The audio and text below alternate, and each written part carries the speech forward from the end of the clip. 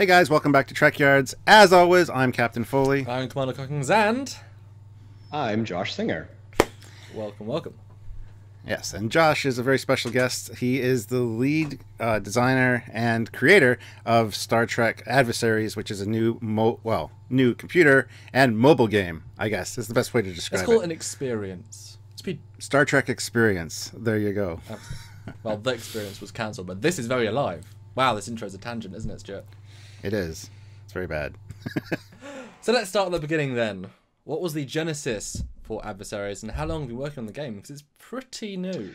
Oh, that's a good one. So the genesis would probably be, I would say it's playing Hearthstone and wanting to be playing Star Trek.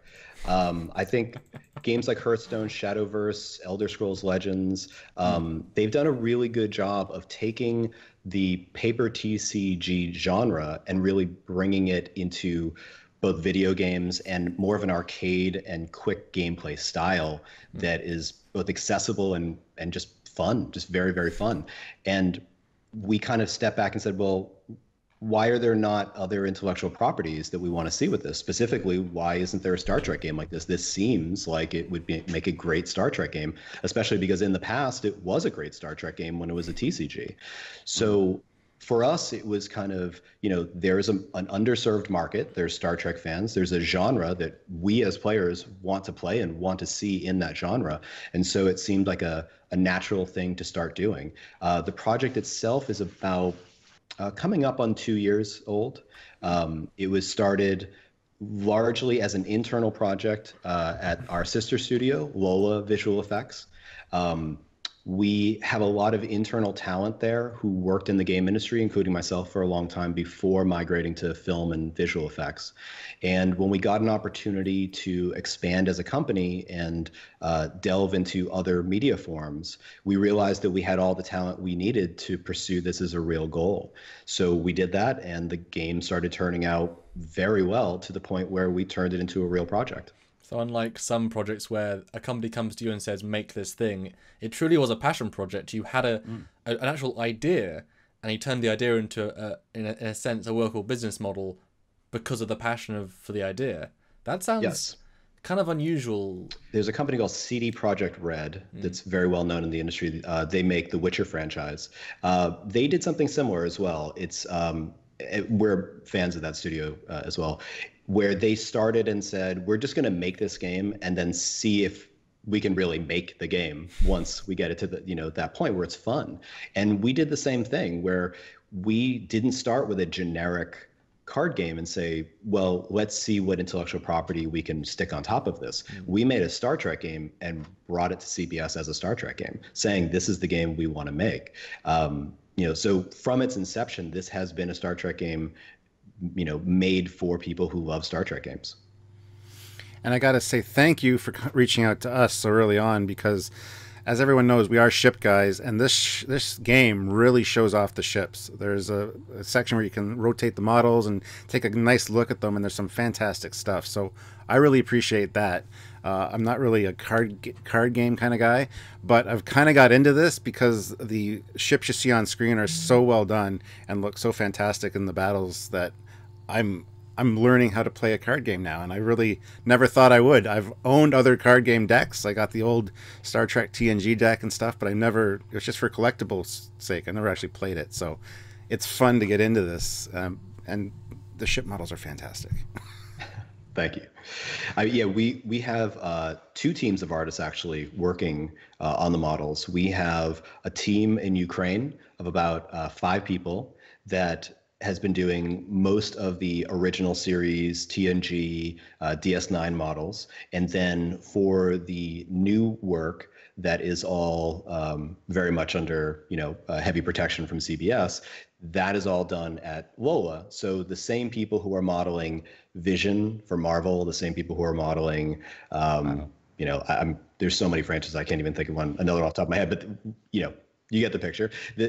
We have movie level modelers doing our Discovery assets. So, the detail is just frankly amazing. We love it. And that is one little, obviously the Trek world is very vast. Especially if you're going to include everything. You know, it's a great example. Eagle Moss collection going on 3, 4, 5 years now, and they're still coming with great new things. And Discovery being a breath of fresh air. But for fans of ships, having all these eras, there is not a property out there currently. I started online to an extent, but pretty minimal, that you can actually have a fight or a 3D environment with all of these verses combined. One of my first games, a Discovery Bird of Prey popped in, and I'm like, oh, cool. I've never seen it from that angle or that bright. It was nice. Yeah. Yeah. Yeah, I mean, I would say the first time we got to see the ships, it was that same feeling of like, wow, that's what that looks like. Because they were, to CBS's credit, they made a absolute ton of new ships, and they're beautiful, and the richness of the design is amazing. We see them, but sparingly throughout the show. So I hope they get to go back to them and show them off more on screen, because we have a few of them in the game now that were featured in Discovery, but some of the ones we have coming, we have 16 new ships coming, are absolutely beautiful. Wow. The Federation ones, the Klingons, I really love some of the Klingons that we have coming. They're very reminiscent of a kind of modern interpretation of a D7 or a Vorcha. They have that kind of classic shape to them. So I can't wait to get those into the game. They're going to be very impressive. I mean, that's one of the things. Eagle Moss just released a whole load of images come out. CBS is not showing a ton, and we're trying to report on it when they show it. But Eagle Moss released a ton of images on all the different ships, and it's like, oh my god, they have this much variety. Discovery was certainly limiting their views, but they really shouldn't have been. Beauties are there for a reason, and Discovery looked gorgeous in some angles, so it's really great. I mean, like I said earlier on, I think in a previous video we did, your lighting engine's actually really good. It doesn't need to be complicated, but it's really good, and certainly compliments to your modelers. Because they've done a good job. And there's only a relatively small fraction of ships in the game. I mean, are you planning to hit every ship? Mm-hmm. Yeah, I mean, the goal That's so right cavalier. now is... Just like, oh yeah, all 600, just like, yeah. Yeah, I mean, we look at it this way. Like I said, we have an extremely talented pool of modelers who love to build these starships. And as many ships as we can conceivably get into the game before the players, arguably get sick of having 600 ships. I don't know. Maybe they won't. But we plan on putting every ship that we can. I can give you just some indications of some of the ones that are coming in this week and next week. We've got the Dreadnought Galaxy class from All Good Things. We've got the Kazon Carrier, which is the very large carrier. And then from Discovery, we have, I'm going to butcher the name. It's like the Veklarg. I believe it's Eagle Moss has featured it, so it's one of the images you can see. So we've got so many ships to produce, so many ships that are coming for future content. So right now we've basically filled out the roster for the existing, what most games call a vanilla set. So we've basically filled that out, minus I would say 4 or 5 ships that are still coming, but our plans for rolling out new content are to have both expansion packs, which give a kind of larger change in the meta focus of the game, but also to have small drip content where we're constantly releasing 1 or 2 cards every week or two, both to keep the meta, the overall kind of strategy that people are employing in the game, varied, but also to be able to address balance issues, to introduce cards that are just there for collecting, for people that just want to collect their favorite crew or another ship we introduce, and also new flagships. There'll be new flagships coming in. We have 24 in the game right now. The plan by the end of the year is to have close to 40. So there will be a lot of new content coming. So we've got plenty of room for those ships. I gotta ask, as an older fan, where's the Starfleet battles and FASA ships? I want to see a Federation Dreadnought. I want to see one. Well, I mean, like I said, we want to bring it all, but one thing we want to do is we're trying to spread everything out right now so that all of the Prime universe feels represented. After that, we want to try to introduce expansions that are more focused. So things like that, very kind of specific ships, you'll probably see coming in packs of ships like that, that will all get introduced as a thematic wave. Odd question, but I mean, if this game, and we certainly hope it does, because there's a lot of potential, and we talked about offline a few things you're going to be doing, Could you see your ability to work with other licensees like Star Trek Online to maybe get some of their ships in game? I mean, they're a bit more the future, but I can imagine seeing some of the favorite ships from that era. I mean, that opens up a whole other door. Bit of a complicated question, but is that a potential possibility? I mean, it's not too complicated. We would love to work with them. I've heard numerous wonderful things about their modeling team, We and love I've them. seen the We ships love and they're them. great. We told us we love Yeah, you. yeah, they seem like wonderful people. So yeah, I mean, we're always looking to form good relationships with other, Star Trek games if they are open to it. Star Trek Online is a great game. Those ships are beautiful. So if they find themselves in a position in the future, or we do as well, to be able to do something like that, we would be more than happy to. I think it'd be great. Cool. But I feel like we should go back to the beginning. How did you play this game? Because we're talking about everything else cool, but what is the core mechanic of the actual game itself? So the core mechanic of the game is you take your flagship and you engage in battle. Your flagship is what you're inhabiting. When you're in the play screen, you see your opponent across from you. That's that large ship. You play ships in front of you to defend yourself while you try to attack and kill your opponent. So you gain energy every turn. You have a second power called auxiliary power, which is gained at 5 at the end of your turn, 1 for every energy you don't use at the end of a turn, or 1 for every damage you take. And you use those to activate special and ultimate abilities on the ship that you're actually in. When you use them, your ship will have a unique power that's specific to that ship. It will also let you draft from the core cards, which you can think of them as like a traditional side deck, but you play with that side deck and it's inexhaustible. So part of what flavors the game is the ship that you're in, as well as the deck that you've constructed. And I'll jump in there briefly. I didn't know about the flagship thing after like 15 games, but as soon as I worked out it existed, boy, it became a lot funner. That's a really great feature. Yeah, I didn't know it existed either till just now. So now I got to go in and it look really at my adds deck. a whole level. Yeah, it's really one of the hallmarks of the game. In other games, it's very much defined by the cards you play, and we felt like we wanted to introduce a little bit more of the role-playing feel of being in a ship and having some command over your ship. So this was really so that the core cards would act as a reinforcement mechanism for your core deck, which you build around.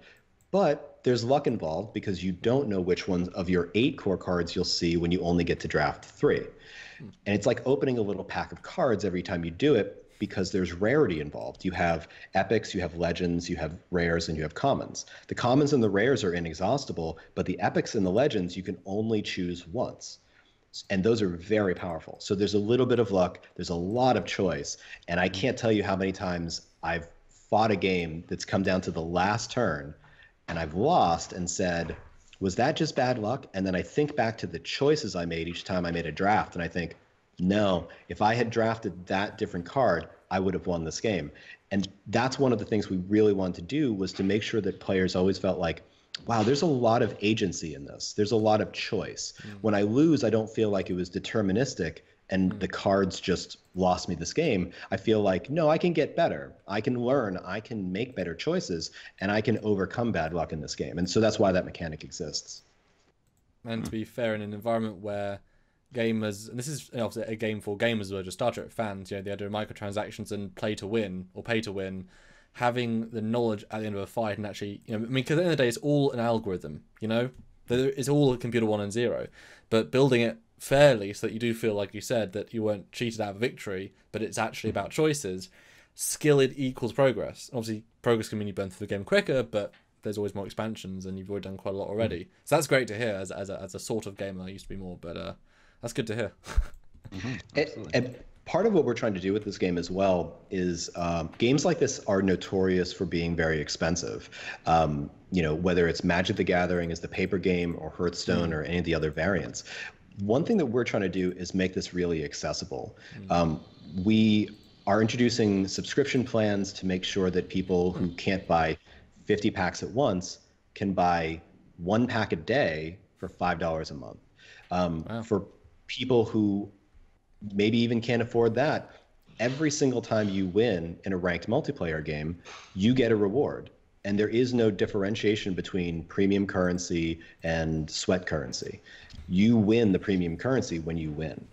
And so what we're trying to do is create a game where there's a high collectible threshold. There's a lot of stuff to collect, but none of it will guarantee that you're going to perform better. There will be a certain curve in the beginning, like any card game, where you simply don't own the cards. And so there is kind of a base set to be collected. But like I said, we want to make sure that that's something you can feel like you can earn as well as purchase, and not in the rhetorical way, but really earn. And so it's really important to us that we have a game that feels like for the collector, there's a lot to earn and a lot to do. And for the entry-level player, we want it to feel like, well, I can get enough cards to really enjoy this, either very inexpensively or just from playing. And we want to make sure we balance those two correctly. Now, you had mentioned earlier that you have some like people that have worked on movies doing the models for you. Can you tell us a little more about your team and all the people you pulled together to create this fantastic game? So we have a team that is partially based in Los Angeles, California. It is split between our studio and our sister studio, Lola VFX. When we have models that we need to have super detail and you know, just the best we can possibly get, or if it's something that is under NDA and we need to make sure is under tight security, we send it off to Lola. For everything else, we send it off to our team in Ukraine, who are fantastic.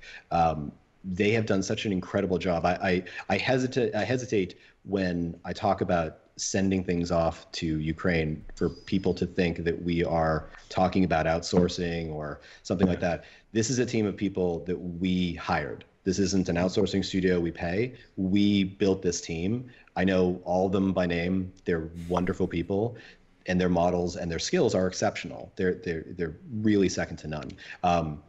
The only reason that we don't send the Discovery stuff off to them is literally because the internet is a little suspect in Ukraine, and I don't want to send NDA material to Ukraine, unfortunately. But we have about 5 people in Ukraine, amazing talent. We have another programmer in Ukraine who I've been working with for over a year and a half now, incredibly talented guy. We have a handful of programmers here.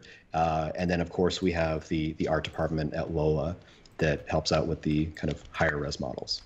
Yeah, and as I said before, you know, your game really spoke to, I think, both of us, because it looked great, felt kind of great, and had certainly a quality of, you know, we both have seen all the ships in you know, a lot of them physical miniatures up close, obviously on the internet, and obviously a lot of the real models. So we have a really great sense of what is the real Star Trek, and so certainly your quality is that of passion. So I guess sort of want to get into a little more the future stuff. So can you tease an upcoming feature that you think the general Trek fan audience might be really excited about? If they've now downloaded and played the game after our first video, what would be the next feature you think that the general audience are going to really resonate towards?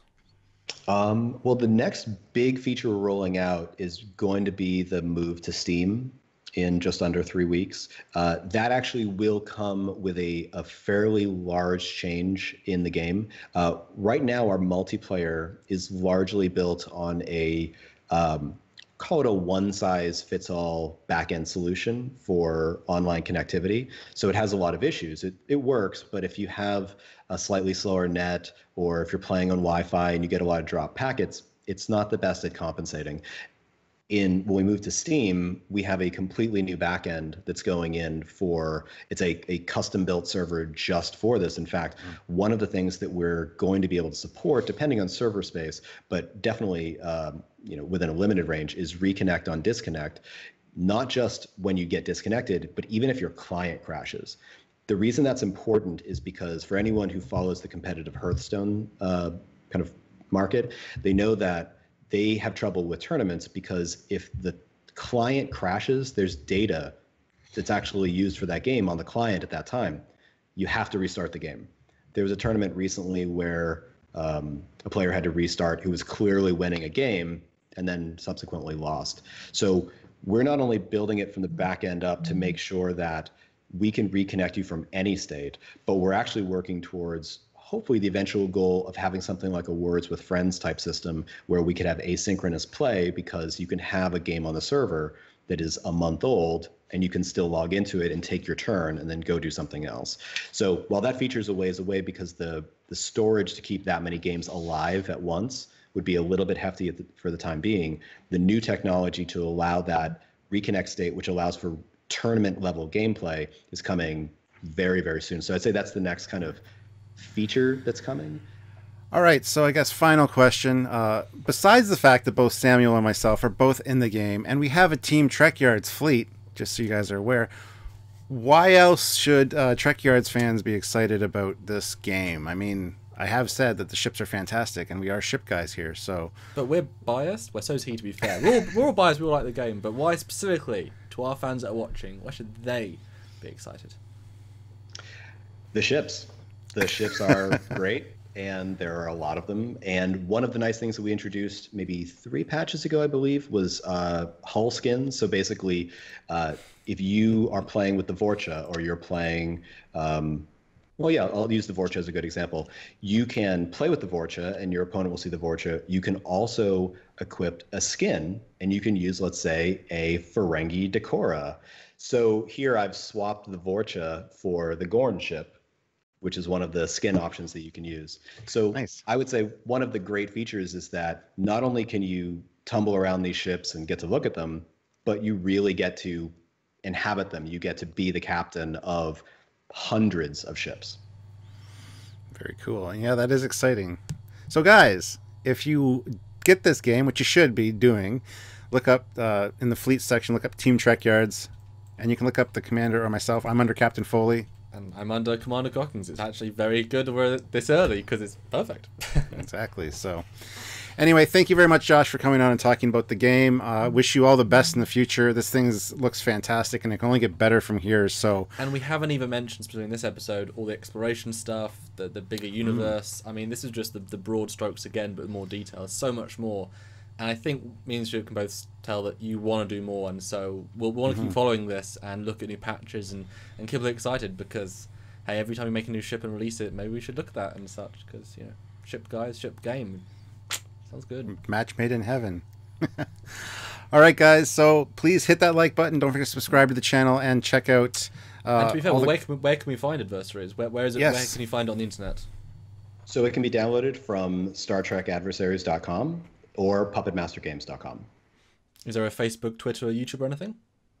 We do. We have all the standard social medias. We have Twitter, which is, I believe, Trek CCG, and everything else for Star Trek Adversaries. So until next time, where we're talking about ships or what, I don't know what we'll be talking about. We got a lot of stuff to talk about. I'm sure we'll have Josh back at some point too. But until next time, guys, I'm Captain Foley. And I am Commander Cockings. And I'm Josh Singer. There we go. And we'll see you guys in the future. Bye, guys. Or in the game. Bye, guys.